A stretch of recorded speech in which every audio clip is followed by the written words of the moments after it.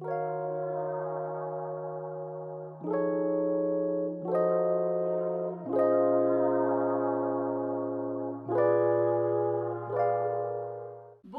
je m'appelle Mireille Pégou, bienvenue sur ma chaîne et aujourd'hui je vais faire le sac cabas, ce magnifique sac cabas avec toi.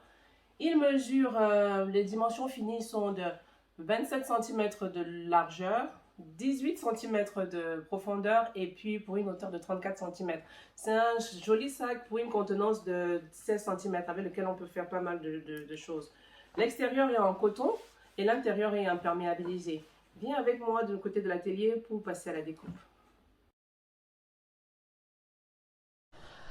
Pour commencer, tu auras besoin de quelques fournitures de base pour faire ce sac cabas. La machine à coudre, déjà. Une machine domestique, c'est largement suffisant pour le projet. Un tissu. Moi, je pars avec un coton léger. Mais si tu veux que ton cabas te dure longtemps, tu peux prendre un tissu d'ameublement ou une toile. Moi, je vais partir avec ce wax comme extérieur, comme tissu d'extérieur. Je vais prendre cette doublure qui est un imperméable. Vu que mon sac, je vais l'utiliser pour différentes choses, faire des courses, aller à la plage, faire ce que je veux. J'aime bien quand il est imperméable à l'intérieur. Comme ça me donne plus de flexibilité. L'entoilage, je vais partir avec cet entoilage qui est très léger. Ça, c'est pour tout ce qui est tissu. Maintenant, fil à coudre. Ah, le fil à coudre, je vais partir avec celui-ci parce que moi, j'aime bien quand il y a quand c'est assorti, mais tu fais comme ça te plaît. Hein, mais moi, j'aime bien ça. Donc, moi, je vais partir avec ça comme fil à coudre. Et comme aiguille, ça sera une aiguille universelle numéro 90 ou 90, comme tu veux. Ça, c'est bon pour ce qui est tissu. Pour ce qui est outils de mesure, moi, j'ai les deux là, les deux règles là que j'utilise. Là, c'est assez bien par rapport à mon espace de travail autour de ma machine à coudre.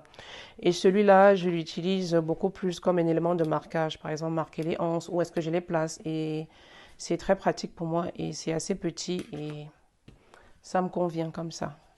Et moi, j'utilise beaucoup les inches. Et un inch, c'est 2,54. Donc, centimètres ou inch, tout va bien. Du moment où ça te permet de mesurer et de pouvoir couper, c'est parfait. En termes de ciseaux, j'ai des ciseaux. J'ai ça et j'ai un découvite très pratique quand je fais des erreurs.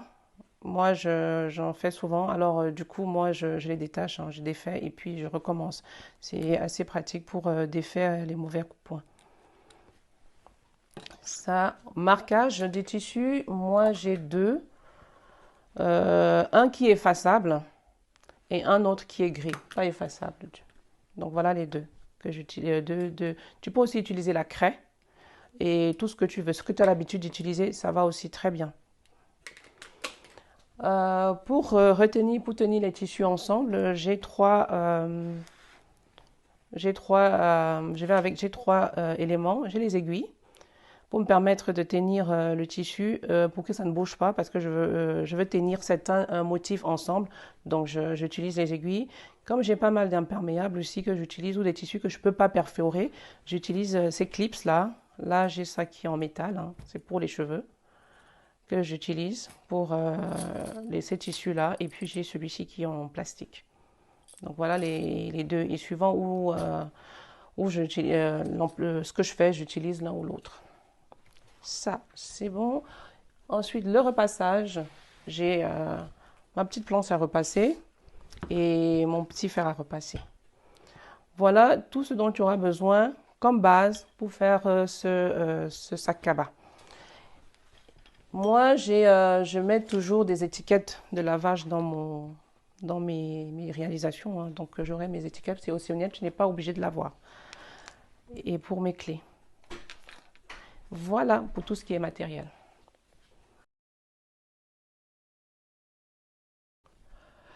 La anse, on commence par la anse. On a, pour la anse, avec le tissu principal, c'est deux morceaux de 15 fois 56. Nous allons entoiler le tissu principal avec notre thermocollant. Le but ici est de lui donner un peu plus de structure. Vu qu'on va porter le sac, ça sera notre élément pour porter le sac. On va lui donner un peu plus d'épaisseur. Mon entoilage, je le mets avec mon tissu et c'est le fer à repasser qui le colle, qui les fixe ensemble. Chaque entoilage arrive avec un mode d'emploi. Donc, lis bien le mode d'emploi de l'entoilage que tu vas utiliser et suis ce mode d'emploi-là pour entoiler ton tissu principal. Là, maintenant, notre entoilage est fixé avec notre tissu et ils sont tous collés, il s'est collé. On a un peu plus d'épaisseur, comme on peut le constater. Comment faire notre anse? Moi, j'aime bien quand ma anse a quatre couches. Donc, ce qui fait qu'avec l'entoilage et le tissu principal, je suis déjà à deux. Quand je vais le plier, là, quand je le plie en deux. C'est plus simple comme ça de montrer. Je le plie en deux, vous voyez. Je le plie en deux. Je le repasse. On le repasse. Là, j'ouvre ce premier que je replie là-dedans. Je repasse. Je replie ça arrive à la première ligne hein, de pliure, hein, la toute première pliure qu'on a fait quand on a plié en deux. Je repasse. Ça aussi, je rejoins ce côté à l'intérieur, comme ça, là. Et je repasse. Ça. Et voilà ma anse. Oui. Donc voilà, notre anse, la toute première, elle est faite. De la même manière, on fait la deuxième, qui est là. Juste petite remarque, lorsque je coupais mes anses, j'ai fait attention au motif hein, pour qu'il soit aligné. Donc, fais attention quand tu coupes ton tissu. Fais attention vraiment à ça. Si ça t'intéresse d'aligner le tissu et en fonction du résultat que tu veux obtenir à la fin. C'est comme tu veux vraiment, mais il faut quand même y penser au visuel que tu veux avoir et aligner ton tissu. Si tu veux voir comment moi j'ai coupé ça, fais-moi le commentaire en barre d'infos et puis je te montrerai comment j'ai coupé en détail les parties de ce sac cabas, tous les morceaux de ce sac cabas.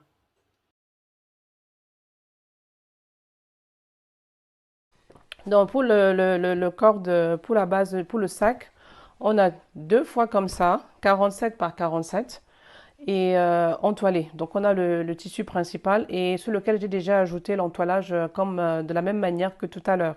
Donc on en a besoin deux. La doublure, 2 aussi, 47 par 47. Maintenant, nous allons, pour réaliser ce sac, on va enlever cette partie hein, de 9 par 9 cm. Donc voilà notre morceau, notre premier morceau. On fait la même chose sur tous les morceaux. Voilà, le deuxième. En termes d'extérieur, on fait la même chose pour les tissus de doublure. Les deux là, 1, 2. Voilà. Pour la découpe du tissu, il faudra faire attention. Hein. Si jamais moi, quand j'ai coupé mon tissu, j'ai vraiment fait attention à l'alignement de mes motifs. Comme je l'ai montré pour la anse, quand j'ai coupé mon tissu, j'ai vraiment fait attention à l'alignement des motifs. Parce que c'est quelque chose que j'aime bien. Mais tu prends tu utilises ce que tu considères le mieux et tu fais attention lorsque tu découpes. Si c'est l'alignement des motifs, si c'est un désordre organisé, c'est comme tu veux, tu fais juste attention quand tu coupes. Quand moi j'ai coupé mes deux pièces là, j'ai vraiment fait attention à cet alignement là. Je me suis occupée des lignes hein, vraiment pour les mettre ensemble. Et pour autant que le tissu les motifs soient droits, ça marche assez souvent. Tu fais du mieux que tu peux et c'est ce que je fais. Même si ça a un léger décalage à la fin, Pour moi, c'est pas grave, mais au moins, au début, je m'assure que tous les motifs sont alignés. Donc, il faut un peu faire attention. Et comme à la hanche, si ça t'intéresse de voir comment j'ai découpé ça et comment j'ai fait mon alignement, fais le commentaire, dis-moi, fais-moi le commentaire en bas, en dessous, et puis je ferai une démo sur la découpe, sur ce tissu ou un autre, de comment moi j'organise l'alignement des motifs. Maintenant, nous allons passer à la couture de notre cabas. Nous avons nos 6 éléments ici, nos 2 anses. Les 2 pièces sont là. Nous avons notre tissu extérieur thermocollé, c'est là, les 2 éléments. Et puis notre doublure. Nous avons tout là. Ce que je vais commencer par la anse. En fait, je commence par la anse parce que je viens de changer mon aiguille. Elle est toute nouvelle. Et donc, du coup, la pointe est bien droite. Il n'y a donc pas de risque d'avoir des fourches sur mes surpiqûres. Ça me permettra d'avoir des jolies surpiqûres. Et comme ce ne sont pas des coutures qui sont cachées, alors j'aime bien quand c'est propre et les finitions sont belles. Voilà. Donc là, j'ai mis mon aiguille, j'ai déplacé mon aiguille à gauche de 3 positions, ce qui fait 3 mm pour moi, pour ma machine. Tu regardes ta machine et le mode d'emploi et tu fais la même chose si c'est plus facile comme ça pour toi. Sinon, tu fais ce que tu as l'habitude de faire.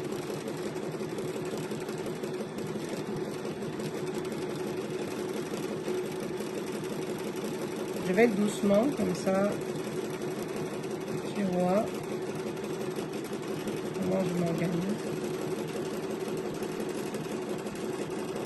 Voilà, je viens de surpiquer les 2 anses avec la longueur de 0,4.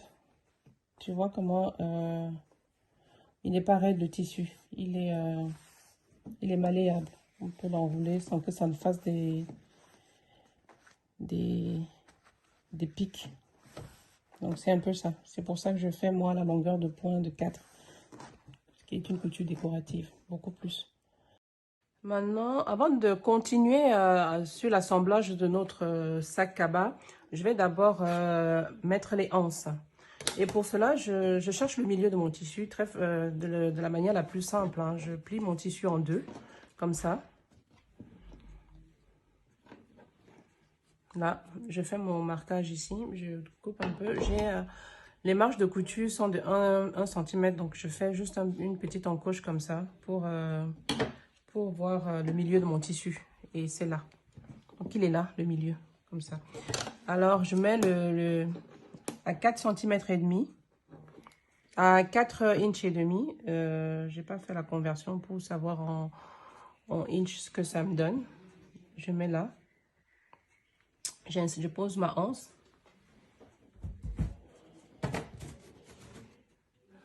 Je l'arrête comme ça. Et 4 cm et demi aussi là. 4 inches et demi, je mets là.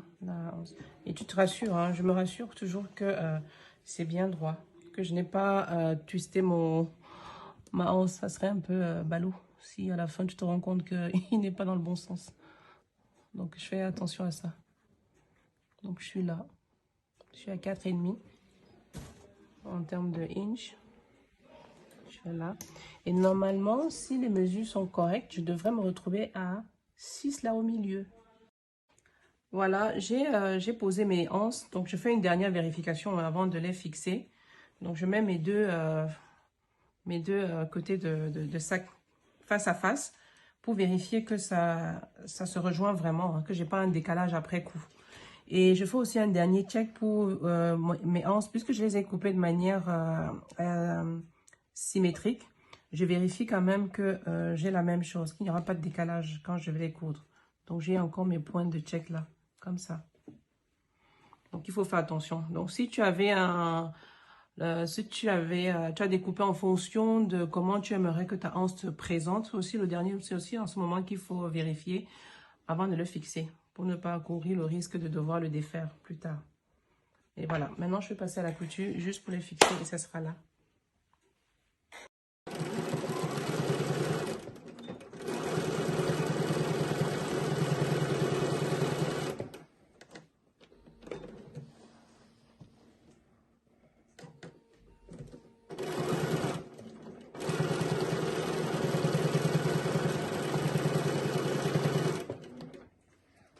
Bon, voilà, maintenant je vais passer à l'assemblage de mon sac cabas. Ici, je vais faire attention à mes motifs. Donc là, il faut vraiment que les motifs se suivent, hein. Donc je vais utiliser mes aiguilles pour les mettre ensemble. Donc je fais ça. Ici, pareil. Donc toutes les lignes qui sont mes lignes, en fait, j'utilise les lignes là comme les points, comme les points de check, pour être sûr que tout se passe comme je veux, que tout s'aligne comme je souhaite.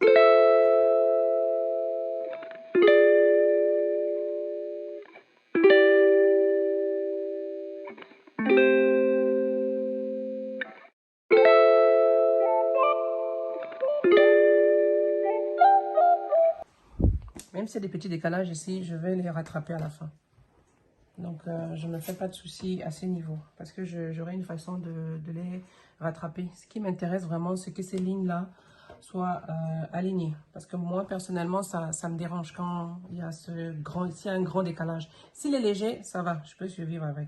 Mais c'est que chacun fait comme il aime vraiment, hein. C'est vraiment personnel.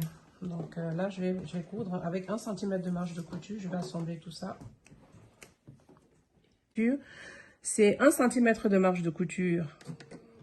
Donc du coup, moi, j'utilise mon pied de biche, hein, pour me montrer ma marge de couture. Je sais que d'ici, de ce point central jusqu'à la bordure de mon pied de biche, c'est 1 cm. Donc quand je vais coudre, je vais juste aligner mon tissu avec mon pied de biche.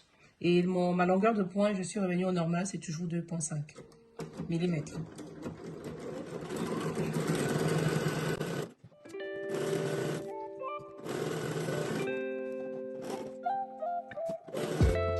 Je fais tout, hein. Je veux pas que mon aiguille soit...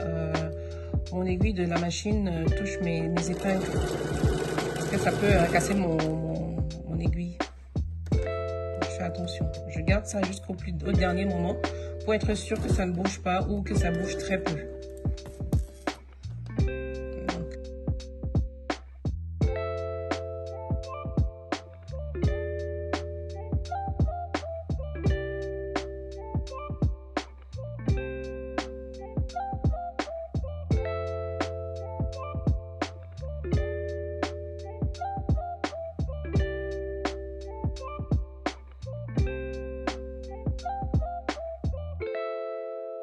Donc je vais me mettre ici, je vais coudre le 1 cm partant de là.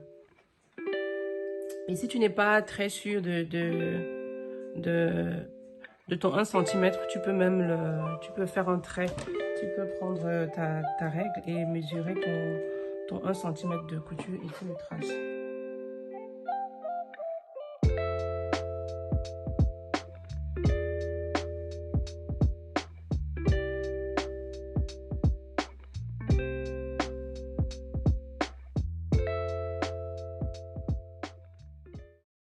Maintenant, nous allons passer à l'assemblage de notre doublure. Voilà, on a nos 2 pièces. Là, 1, 2. Bon, j'ai déjà fait ça hors caméra. J'ai rajouté mon crochet pour mes clés, mes étiquettes hors caméra. Donc, c'est optionnel, hein. Donc, j'ai pas voulu rajouter ça ici. Donc, pour assembler c'est le même principe que celui de l'extérieur, mais ici, je mets vraiment pas d'épingles parce que je vais pas faire beaucoup trop de trous sur mon entoilage. Les seuls trous que j'aurai, pas mon entoilage, ma doublure, mon imperméable, les seuls trous que j'aurai sera pendant la couture et qui seront remblés aussi directement avec le fil de couture. J'ai marqué un trait ici, ça parce que je vais pas coudre, je vais laisser une ouverture pour pouvoir retourner mon sac.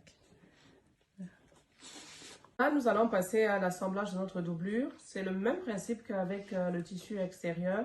On aura les coutures, on aura 1 cm de marge de couture. La longueur de point sera de 2,5. Donc, je vais faire ça en rapide. À tout à l'heure.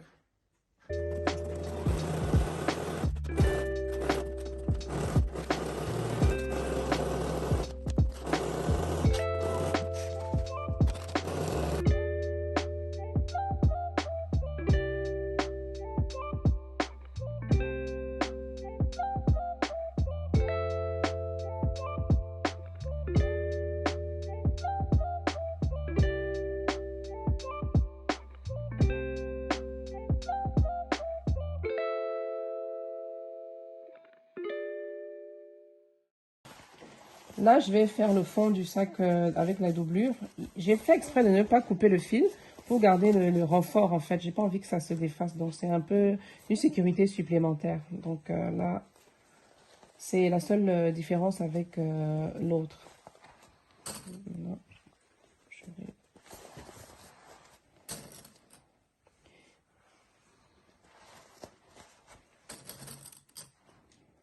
Ici, j'utilise les pinces parce que ça ne bouge pas.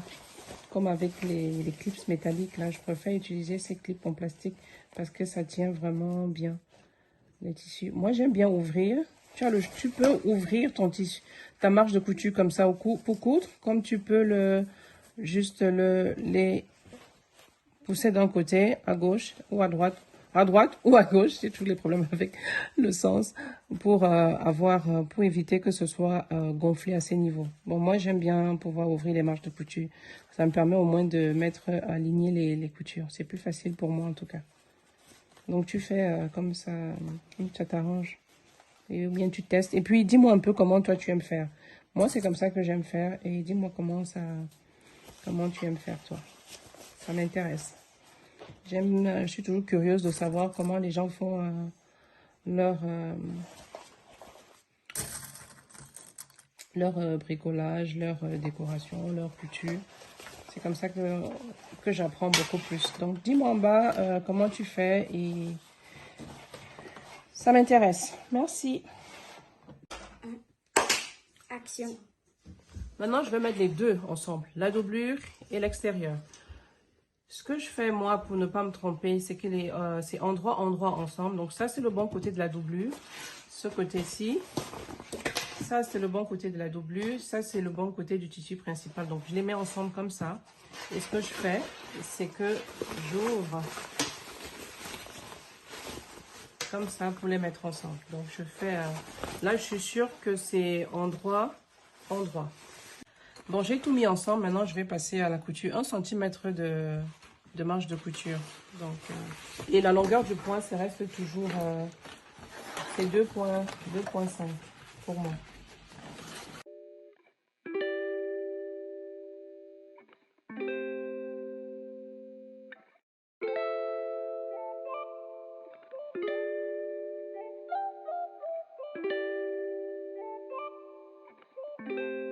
J'ai aligné mon tissu de doublure et mon tissu d'extérieur.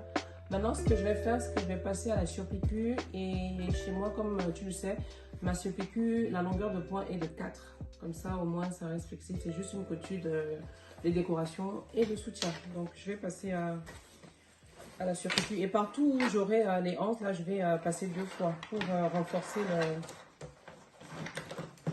Et je le fais à 1,5 centimètre du bord. Donc, je me laisse 55 mm de...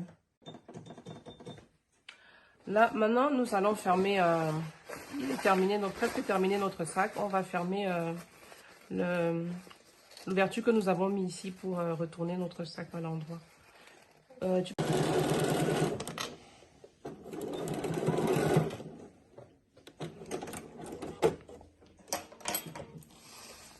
Et terminé. Et je l'ai fait avec une longueur de point de 2,5. Je suis revenue à la longueur normale. Un peu de nettoyage. Et c'est bon. Là. Voilà. Tu me dis?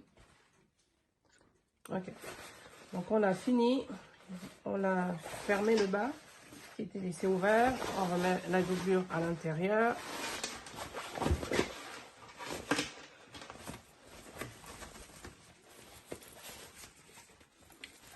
Ça, il est terminé notre sac. Ok, voilà, notre sac à bas, il est terminé. Doublé avec un imperméable à l'intérieur. Merci de m'avoir suivi. Dis-moi ce qui t'a plu, ce que tu aimerais que je redétaille. Tu fais le commentaire en dessous et puis je reviendrai là-dessus. Merci et à bientôt.